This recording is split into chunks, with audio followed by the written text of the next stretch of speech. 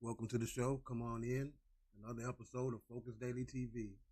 Here on Focus Daily TV, we speak about biblical prophecy and how it applies right here in America, specifically to God's children, Israel, Jerusalem, who are currently known as African Americans, Afro Americans, Black, some form of classification identical to that.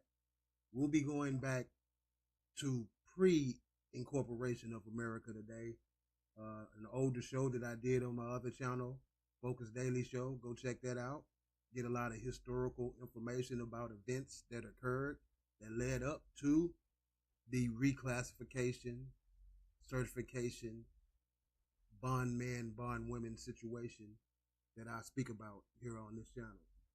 Once again, hit that like button, subscribe, support the channel, tag Focus Daily TV.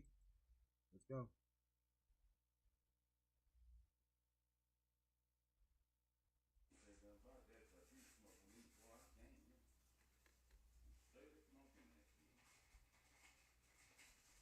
What's up, everybody? Good morning. Focus Daily. First of all, I'd like to begin this show giving all praise due to the... Today, I'm just let the video run and I'm going to let it speak for itself. As usual, put on your discernment caps and learn something today. Most High and His Son, Jesus Christ. Okay, let's go. In recent shows, we spoke about the Treaty of Paris. We spoke about the Revolutionary War. And in the midst of all those activities, they began to form a league of friendship between Confederates. And that led to the ratification of the Articles of Confederation. So today we're going to watch a little film about the Articles of Confederation, and we're going to go a little bit into detail. So, yeah, let's go, people. Hey, this is Kim, and I'm here with Leah, Khan Academy's U.S. Government and Politics Fellow. Welcome, Leah. How's it going? All right, so we're talking about the Articles of Confederation, which I think many people don't realize was the first Constitution of the United States before the one that we have now since 1789. So could you... Okay, let me stop this real quick and chime in. Okay, if you've been here since my beginning videos, I began with the Bill of Rights, which is the actual law of the land given to us by the Most High, the Father, the God of Abraham, Isaac, and Jacob. And what these Confederates did was created their own faction, their own legislation, and they laid it over the top of the laws of the land. And eventually that led to what's known as the U.S. Constitution. But before we get there, we have to begin here at these Articles of Confederation. Let's go. Could you take us through a little bit what the Articles of Confederation were and the context in which we first brought them on as a governmental system? Sure. So I think the most important thing to understand about the Articles of Confederation and why we would talk about this is because one of the biggest debates that we have in our history is about the balance of power between the federal government and state governments.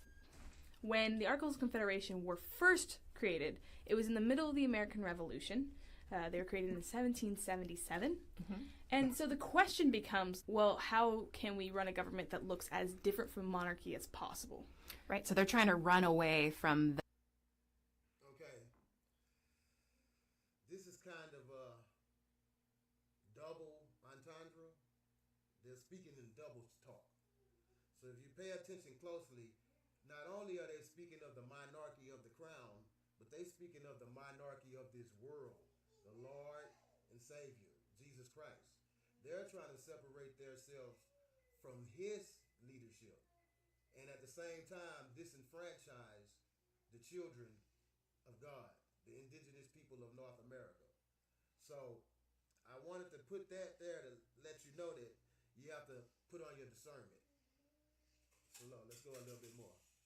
The past that they're getting away from in the Revolutionary War and trying to create a separate government that doesn't have any of those abuses that they are rebelling against. If they're running away from they're rebelling against the laws of God. Okay. monarchy, what they're running towards is what we would call a limited government. Okay. So their central government, which is synonymous with a federal government, the central government is actually really, really, really small. They don't have an executive branch. They only have Congress. They don't even have a judicial branch. So Congress is made up of all 13 states. Every state had one representative. Okay. In order to change the Articles of Confederation, if they wanted to pass an amendment, they had to get unanimous consent from all 13 states. Okay, so they're trying to make sure that all of the states are represented equally, but that also sounds like it would have a lot of hurdles to overcome when it comes to getting consensus. Yeah, for laws, you had to get 9 out of 13 states to actually pass a law. So if you can imagine, if you're in a room of 13 people and you all have to agree on one pizza topping for the rest of your lives, it would be almost impossible, right? Wow. Okay. All right. So it sounds like there are some problems with the Articles of Confederation, but did they do anything good for us in this early period? Yeah. So the biggest thing is that it unites all 13 colonies and who are now states under one government. Okay. This government is able to pass a really favorable treaty with Britain and end the Revolutionary War in 1783, the Treaty of Paris. Okay, so this is kind of the government that gets us through the Revolutionary War and is with us when we first start in the 1780s. Yeah, and one other specific law that they pass is the Northwest Ordinance of 1787. And this Northwest Ordinance kind of tells us how we are going to expand as we move west and what are we going to do with that land. And that's a really important idea when we're moving forward with our country. The only problem is with the Articles of Confederation is there is a lot of things that we still have to figure out as we're growing. There's a lot of growing pains. So what led the early government of the United States to realize that they wanted to abandon these Articles of Confederation in favor of a different constitution? So the inciting incident is Shays' Rebellion. It happens in Massachusetts. Shays' Rebellion. We spoke about that a little bit the other day. Once they ended the human trafficking, physical part of slavery, once Britain put an end to the transatlantic slave trade and made it illegal, it became hard for the employees or the colonists of the company to earn wages because they no longer was able to traffic indigenous people around the world. So at this point, the colonists or employees began to rebel against the company. And it led to the forming of a League of Friendship or a League of Confederates, which we are currently discussing. Let's move forward. Massachusetts, and it's a group of farmers led by this guy named Daniel Shays. What's happening is that we had just gotten out of the Revolutionary War, and a lot of the people who had fought in the Revolutionary War still hadn't gotten payment for their duty. They also were experiencing really high state taxes. So Daniel Shays and these farmers are very upset, obviously, and they're wanting their money, and so they start a rebellion. But the problem is with the way that the central government that was built, first, Congress had no ability to levy or collect taxes. If they couldn't collect taxes, they had no ability to actually pay back their farmers. Along with that, they didn't have any money to... So, although they ended the transatlantic human trafficking ring on paper, at least legally before it went underground, they still expected the employees of the company or the colonists to pay their dues. And this is where that conflict began. You know, right now we're pointing out their situation. But once again, all of this truth is being presented in the name of Jesus Christ as a chance for grace and redemption. The truth shall make us all free, people. Open that Bible, get to reading. It's time for us to all come home. All right.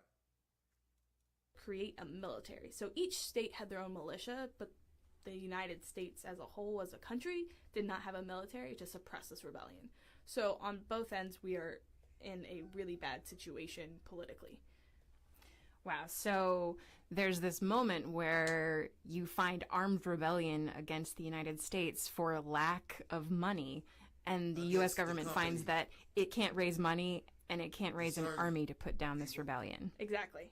And so there is this fear immediately. And what we see is a lot of the founding fathers that we know and really respect today, like George Washington and Ben Franklin and Alexander Hamilton and James Madison, they get together and they say, this is a problem, we need to change what we have. And this leads to the Constitutional Convention, in which we draft our second constitution. Right, yeah. So in 1787, the leaders of the United States get together and say, all right, the Articles of Confederation aren't working. We're going to need a stronger central government, even though we're... Okay. That's it for today, people. Short segments, attention span, all of that. But until tomorrow, Focus Daily. All right.